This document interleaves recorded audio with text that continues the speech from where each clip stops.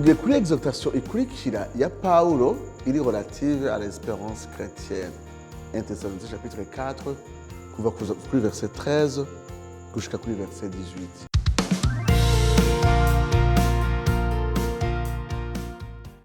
Paul abexhorta ibijanye n'ivyizigiro vyo bitazoshira.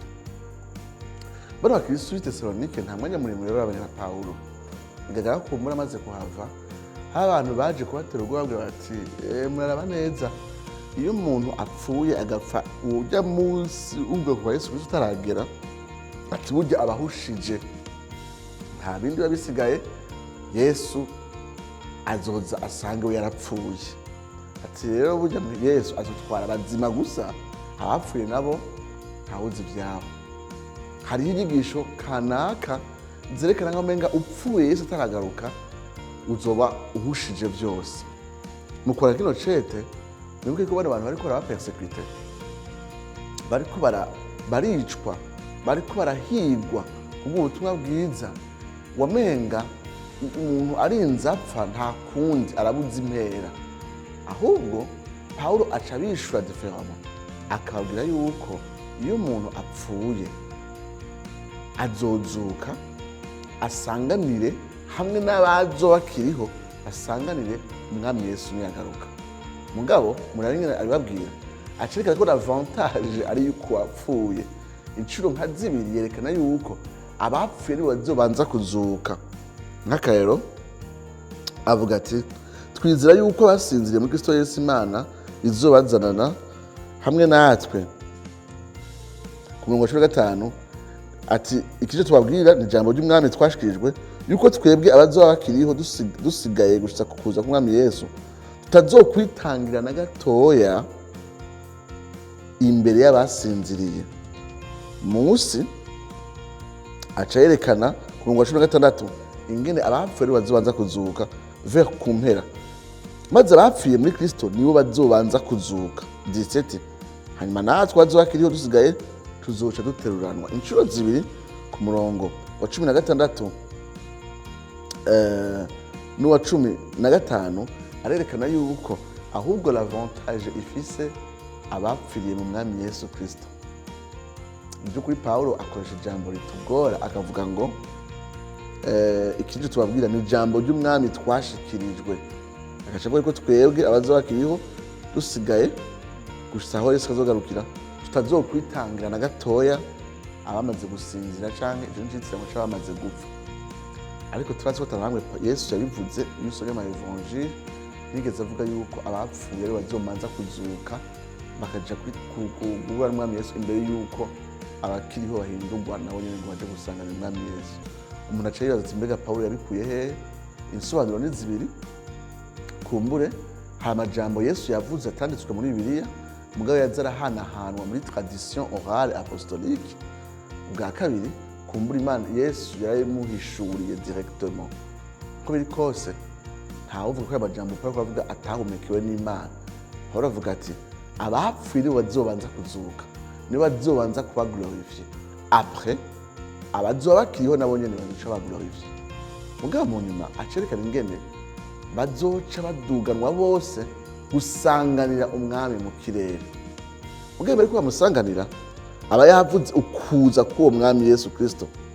Acavuga ati umugwi we azoza amanutse avuye mu ijuru aranguriye n'ijwi rirenga. Ubwa kabiri akamo k'umumarayika mukuru Mikaeli. OK. 3 inzamba y'Imana. 4 abapfuye muri Kristo Yesu bace bazuka bahurire mu kirere n'abasanzwe bakiriho basanganira umwami hehe? Mu kirere. Muri makeyi aca dehura ingene ubwo kwa Yesu Kristo kuzogenda. Nimvira ko rero havuye iryo jambo enlèvement ntirikoreshwa cyane muri Bibiliya, naho twe turikoresha kenshi, ariko nimuri buri ngaha anye iravuga ngo tuzoca duteruranwa nawe mu bicu, tuzoba enlevé, tuzoba raptured. Kuba ugira iki bakoresha arpazo ni saisir ikintu soudainement ukagikwega, ariko abaromani ikilatini gishaje bakoresha raptura, ariho havuye ijambo ryacu ry'icongereza rapture canke enlèvement, ariko si ijambo uza gusanga ahandi muri Bibiliya naho twe twavuye turikoresha kenshi.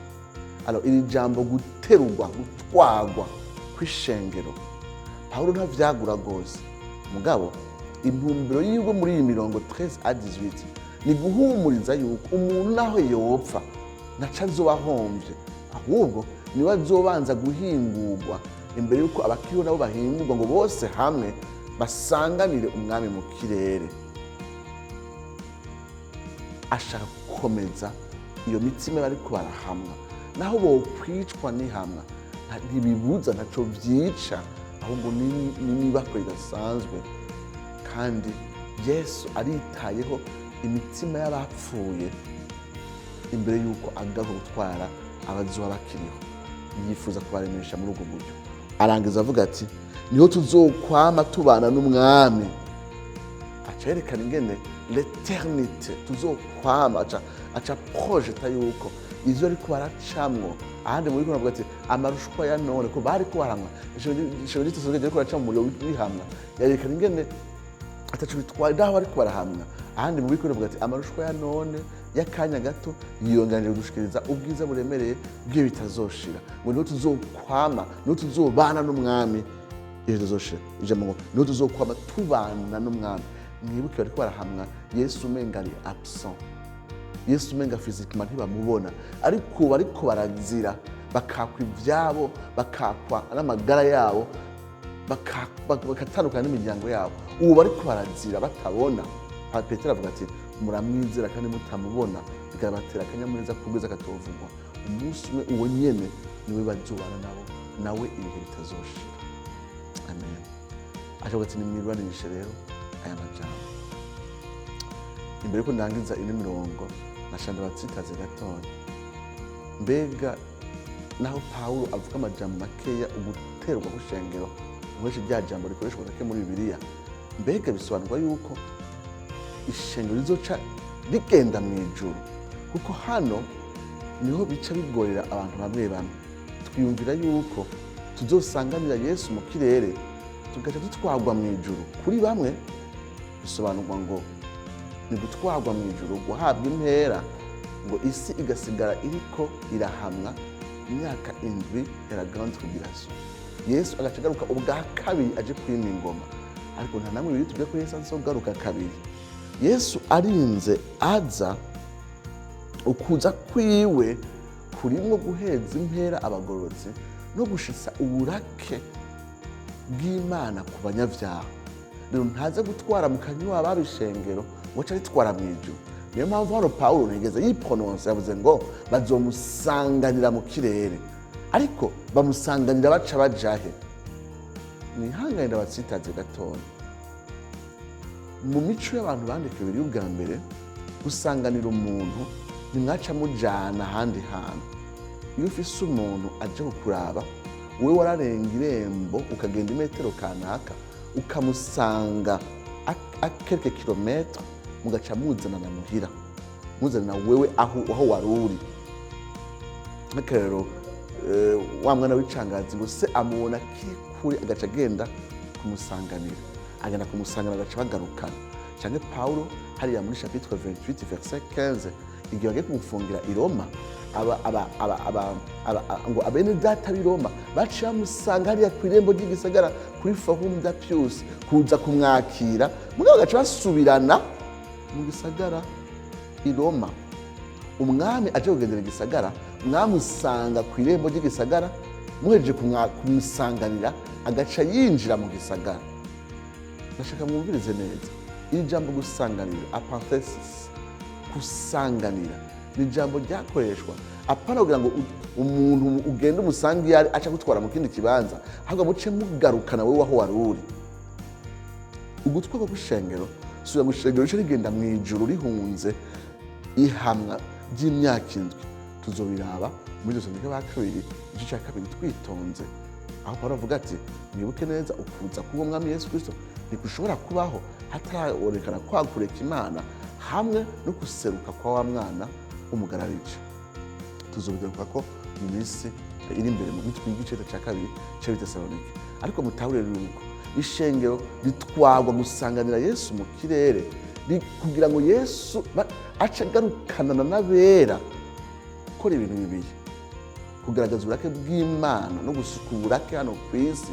Ubwa kabiri, kwetabisa ubwami bw'Imana intermediaire twita inganji y'imyaka 1000. Inyuma yaho hazoza intambara ya Magedoni, habaho rero nouvelle état éternelle y'ijurusha n'isi nsha ije muri kino gihe tuzobirabira hamwe.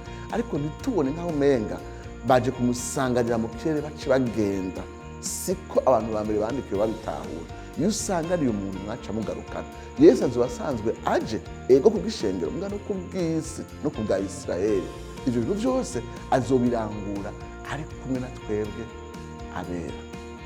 Nizeye cyane yuko muzogwana natwe mu gihe cy'Abitesalonike cyane cya kabiri, aho tuzokwinjira cyane ku bijyanye n'igihe cy'iheza. Uko biri kose, Pawulo yifuza yuko aya majambo yuko Kristo yitayeho cyane abapfa ataragaruka, kandi no kubariho babazwa kubwiwe. Ahandi Pawulo aravuga ati nimba tubanwa nawe kugira ngo tuzobone guhanwa ubwiza nawe ahazogarukira. Nizeye ko amajambo nk'uko yakomeje Abitesalonike gatutwa kuturubwiza yadukomeje. Imana ibahezagire.